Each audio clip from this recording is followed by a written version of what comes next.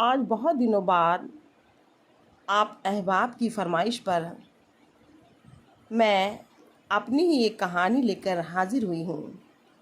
मेरा नाम तो आप सब जानते ही हैं, सदा अफसांचा ग्रुप की एडमिन डॉक्टर यास्मीन अख्तर। हाँ, तो मेरी ज़बानी मेरी ही एक कहानी समात फरमाएं। कहानी का नाम है कसूर। जब भी नदीम फ़ोन पर अपनी बेटी सना से बात करते हैं, मुझे वो लम्हे याद आ जाते हैं जब कभी उन्होंने मुझसे कहा था, कहकशां, आखिर मेरा कसूर क्या है? दौलत, शोहरत और इज़्ज़त सब कुछ तो है मेरे पास, क्यों छोड़कर जाना चाहती हो मुझे?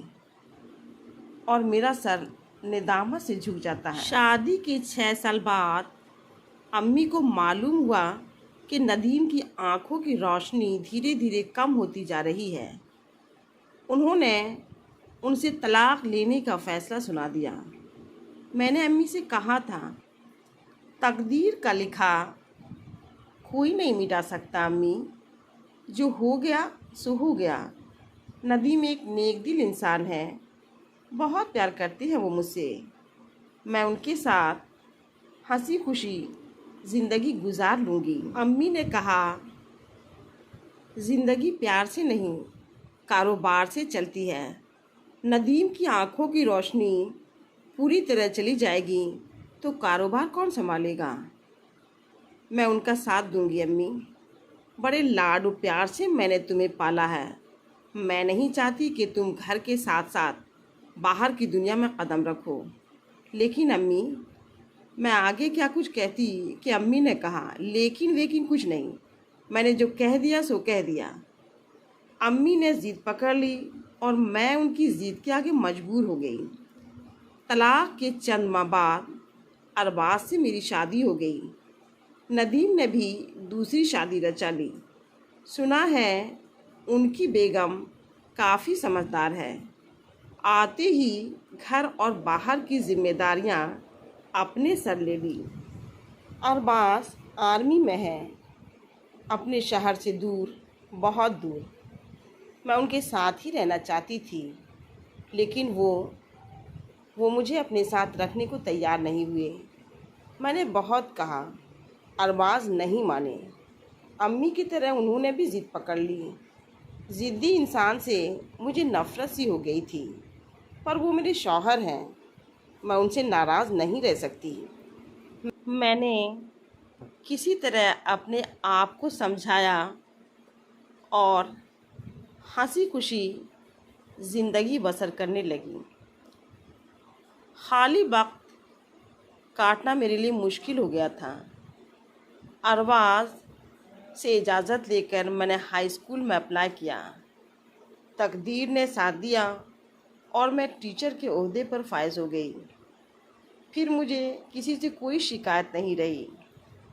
वैसे अरबाज बुरे नहीं हैं, मेरे साथ साथ सना को भी दिलो जान से चाहते हैं, मगर सना 10 साल हो गए नदीम से अलग हुए। वो नदीम को ही अपना पापा मानती है। जब भी नदीम का फ़ोन आता है, उसका चेहरा खिल उठता है। एक रोज़ मैं इन्हीं ख्यालों में गुम थी कि अरबाज ने मेरा ज़हन अपनी तरफ खींचा। क्या हुआ? क्या सोच रही हो? कुछ नहीं, बस यूं ही। आप 2-4 दिन की छुट्टी लेकर घर आए हैं। सोच रही हूँ स्कूल नहीं जाऊँ। बच्चों वाली बात मत करो, अरबाज बोले। क्यों नहीं जाओगी? ड्यूटी होती है। चुपचाप स्कूल जाओ, मेरी फिक्र मत करो। दिल तो नहीं चाह रहा है, मगर आप कह रहे हैं तो चली जाती हूँ। जल्द ही लौट आने की कोशिश करूँगी। मैंने सर दा भरी। गुड। उन्होंने हल्के से मुस्कुरा दिया, फिर बोले, चलो मैं भी तुम्हारे साथ चलता हूँ। मेरे साथ? मैंने सवालिया नज़रों से उनकी तरफ देखा। नहीं, तुम्हारे साथ नहीं, तुम्हें बस स्टैंड तक छोड़ दूँगा और मैं आगे निकल जाऊँगा। आपको कौन सा काम याद आ गया? कोई ज़रूरी काम नहीं है, बस यूं ही अपने एक दोस्त से मिलने जा रहा हूँ। जाना ज़रूरी है? तुम नहीं चाहती हो तो नहीं जाऊंगा। नहीं, मैं तो बस यूं ही पूछ रही थी। तो फिर चलो, मैं बाइक बाहर निकालता हूँ, थोड़ी देर में वापस घर लौट आऊँगा। उन्होंने बाइक की तरफ कदम बढ़ाते हुए कहा। सना सामने खड़ी थी। मैंने प्यार से उसके सर पर हाथ फेरा और अरबाज के साथ ही घर से बाहर निकल गई। उन्होंने मुझे बस स्टैंड तक छोड़ दिया और अपने दोस्त से मिलने चले गए।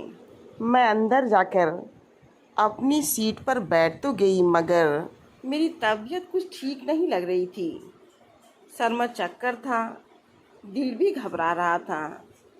मैंने अपनी प्रिंसिपल को फ़ोन करके माजरत चाही और बस से नीचे उतरकर ऑटो रिक्शा पर बैठ गई। दरवाज़ा अंदर से बंद था। सुबह का वक्त है, सना दरवाज़ा बंद करके सो गई होगी। ज़हन में ये ख्याल आया। दफतन पर्स से चाबी निकालकर ड्राइंग रूम की तरफ बढ़ गई। ताला खोला और अंदर दाखिल हो गई। मेरे पाँव से ज़मीन खिसक गई। सना ज़ारो कतार रो रही थी और अरबाज, उसने बाप के रिश्ते को तार तार कर दिया था।